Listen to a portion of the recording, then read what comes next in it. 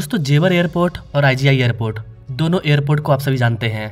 दोनों एनसीआर के दिग्गज एयरपोर्ट हैं। हालांकि नोएडा इंटरनेशनल एयरपोर्ट, जिसको कि जेवर एयरपोर्ट बोलते हैं, वो अभी चालू नहीं हुआ है, बट इसी साल वो चालू हो जाएगा। कब चालू होगा वीडियो के लास्ट में मैं आपको बताऊंगा। अब यहाँ पर बात ये आ रहा है कि दिल्ली मेरठ आरआरटीएस ये चालू हो गया। 15 अगस्त के आसपास ये फुल्ली ऑपरेशनल हो जाएगा। सवाल आता है कि दिल्ली मेरठ आरआरटीएस तो बनकर के तैयार हो गया, अब कौन से आरआरटीएस पर काम स्टार्ट होगा। तो गाइस जहाँ तक मेरे को लगता है कि इस साल तक किसी भी न्यू आरआरटीएस पर काम स्टार्ट नहीं हो पाएगा, अगले साल स्टार्ट होगा। नंबर 1 लिस्ट में आपका दिल्ली पानीपत आरआरटीएस है, लेकिन एनसीआर का एक इम्पोर्टेंट आरआरटीएस जो कि अगर बनता है तो दिल्ली मेरठ आरआरटीएस की तरह ही वो चल पड़ेगा, क्योंकि जेवर एयरपोर्ट को आईजीआई एयरपोर्ट से जोड़ने के लिए, दिल्ली के एयरपोर्ट को नोएडा एयरपोर्ट से जोड़ने के लिए आरआरटीएस को चलाया जाएगा और इस पर चर्चाएं आगे बढ़ चुकी है। क्या इसका अपडेट है, इसके बारे में हम लोग जानेंगे। इसके अलावा आईजीआई एयरपोर्ट को जेवर एयरपोर्ट से जोड़ने के लिए फरीदाबाद से लेकर के गौतम बुद्ध नगर तक एक एक्सप्रेसवे को भी बनाया जा रहा है, उसके बारे में भी जानेंगे। आरआरटीएस की कनेक्टिविटी भी दी जाएगी एयरपोर्ट को और एक्सप्रेसवे की भी कनेक्टिविटी दी जाएगी। कई सारे इलेक्ट्रिक व्हीकल को चलाया जाएगा दिल्ली एनसीआर से लेकर के जेवर एयरपोर्ट के बीच में, ताकि एनसीआर के लोग दिल्ली के अंदर ना जा करके जेवर एयरपोर्ट का फायदा उठाएं, क्योंकि जेवर एयरपोर्ट न्यू एयरपोर्ट है, पूरा खाली एयरपोर्ट है, और जो आईजीआई एयरपोर्ट है वो पूरा का पूरा भर चुका है। उस पर थोड़ा सा रीडेवलपमेंट का काम किया जाएगा। तो ये बात करते हैं इस न्यू डेवलपमेंट पर कि क्या क्या लेटेस्ट अपडेट आ रहा है, किस तरह से एयरपोर्ट को आपस में जोड़ा जाएगा, अलग अलग कनेक्टिविटी के माध्यम से मेट्रो का क्या सिस्टम है, जेवर एयरपोर्ट को पहले आरआरटीएस मिलेगा या फिर मेट्रो। नमस्कार and welcome to all India project, मैं हूं विकास।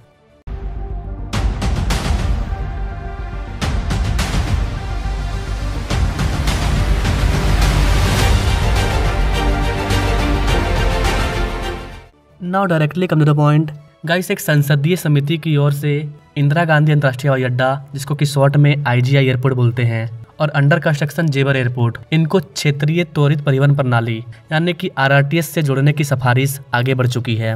संसदीय समिति की ओर से यह सिफारिश केंद्रीय आवास एवं शहरी विकास मंत्री, इनके पास ये मामला पहुंच चुका है। एम श्रीनिवासुलु रेड्डी की अध्यक्षता में समिति ने अपनी रिपोर्ट में कहा है कि आने वाले दिनों में जेवर एयरपोर्ट के गाजियाबाद, गौतम बुद्ध नगर और आसपास के क्षेत्रों के निवासियों के लिए एक प्रमुख परिवहन केंद्र बनने की उम्मीद है। एयरपोर्ट जो बन रहा है जेवर में, वो पूरे एशिया का सबसे बड़ा एयरपोर्ट होगा। आने वाले दिनों में वो पूरे उत्तर भारत को संभालेगा। तो ऐसी कंडीशन में इस वाले एयरपोर्ट के आसपास के जो एरिया है वो काफी बड़े लेवल पर डेवलप होने जा रहा है। जिस तरह से महाराष्ट्र का नवी मुंबई एयरपोर्ट डेवलप हो रहा है, उससे भी तेज गति से जेवर एयरपोर्ट डेवलप हो रहा है। आवास एवं शहरी मामलों के जो अस्थायी समिति हैं, इन्होंने मेट्रो, रेलवे, अंतर्राज्यीय बस टर्मिनल यानी कि आईएसबीटी, बस डिपो और एक्सप्रेसवे जैसे अन्य परिवहन साधनों के साथ साथ आरआरटीएस का एकीकरण सुनिश्चित करने के लिए राजधानी क्षेत्र परिवहन निगम यानी कि एनसीआरटीसी के प्रयासों की सराहना की है। मतलब कि जेवर एयरपोर्ट को सड़क, expressway, railway, metro, RRTS, bus terminal, bus depot, यहाँ तक कि बुलेट ट्रेन से भी जोड़ा जाएगा। तो काफ़ी अच्छा प्लानिंग है। कनेक्टिविटी को इतना अच्छा बनाया जाएगा कि एनसीआर वालों को दिक्कत ही नहीं होगा। हालांकि एनसीआर की जनसंख्या काफ़ी ज़्यादा है, तो काम भी काफ़ी बड़े स्तर पर हो रहा है। संसदीय समिति ने कहा कि गाजियाबाद, नोएडा, ग्रेटर नोएडा गलियारे पर घने आवासीय क्षेत्रों, रोजगार के अवसरों, मनोरंजन क्षेत्रों, शिक्षण संस्थानों और स्वास्थ्य सुविधाओं के विकास के कारण इन क्षेत्रों को आरआरटीएस जैसे तेज, सुरक्षित और बेहतरीन परिवहन प्रणाली से जोड़ना महत्वपूर्ण है। आरआरटीएस के एकीकरण से न केवल कनेक्टिविटी में सुधार होगा, वरन दिल्ली मेरठ कॉरिडोर की यात्रियों की संख्या भी बढ़ेगी, क्योंकि जो लोग मेरठ में रहते हैं वो भी एयरपोर्ट लेने के लिए दिल्ली मेरठ आरआरटीएस कॉरिडोर के माध्यम से एयरपोर्ट पर पहुंचेंगे। संसदीय समिति ने कहा कि यह जेवर एयरपोर्ट को जरूरी कनेक्टिविटी प्रदान करेगा, जो इस क्षेत्र के परिवहन नेटवर्क का एक महत्वपूर्ण केंद्र है। समिति ने सिफारिश की कि क्षेत्रीय कनेक्टिविटी को बढ़ावा देने और यात्रियों की आवाजाही सुव्यवस्थित करने के लिए दोनों एयरपोर्ट को आरआरटीएस नेटवर्क से जोड़ा जाना चाहिए। समिति ने दिल्ली मेरठ आरआरटीएस कॉरिडोर से होने वाले कंपन का आवासीय इमारतों, कार्यालयों, अस्पतालों और शैक्षणिक संस्थानों समेत आसपास की संरचनाओं पर पड़ने वाले प्रभाव पर भी अध्ययन करने की सिफारिश की है। समिति ने आसपास होने वाले निवासियों को होने वाली परेशानी को कम करने ध्वनि अवरोधक लगाने का सुझाव दिया है। जिस तरह से बुलेट ट्रेन को बनाया जा रहा है, तो बुलेट ट्रेन जब चलेगी तो आसपास के लोगों को दिक्कत ना हो, इसके लिए वहाँ पर ध्वनि अवरोधक को लगाया जा रहा है। ठीक वैसे ही अब जो हाई क्लास की जो आरआरटीएस वगैरह बनेगी या मेट्रो भी बन रही है, तो वहाँ पर भी नॉइस एब्जॉर्बर का यूज किया जाएगा। इन चीज़ों पर ध्यान दिया जा रहा है। आप अगर ये सोच रहे हैं कि गाजियाबाद से लेकर के जेवर एयरपोर्ट के बीच में जो RRTS को चलाना था ये वही RRTS है, जी नहीं गाइस।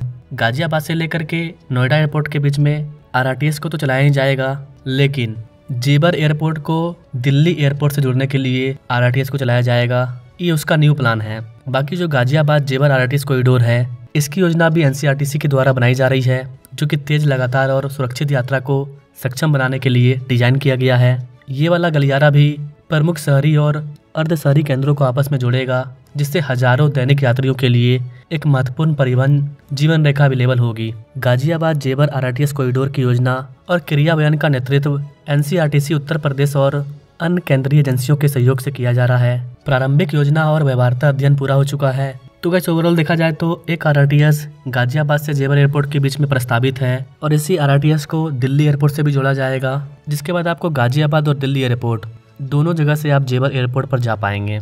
नाउ IGI एयरपोर्ट जेवर एयरपोर्ट से जुड़ जाएगा, गाजियाबाद भी जेवर एयरपोर्ट से जुड़ जाएगा और एक्सप्रेसवे के माध्यम से दिल्ली भी जेवर एयरपोर्ट से जुड़ जाएगा। अब बात आता है फरीदाबाद का। फरीदाबाद नोएडा एयरपोर्ट से कैसे जुड़ेगा? तो गाइस आपको बता दें कि फरीदाबाद को नोएडा एयरपोर्ट से जोड़ने के लिए एक अलग से एक्सप्रेसवे को तैयार किया जा रहा है।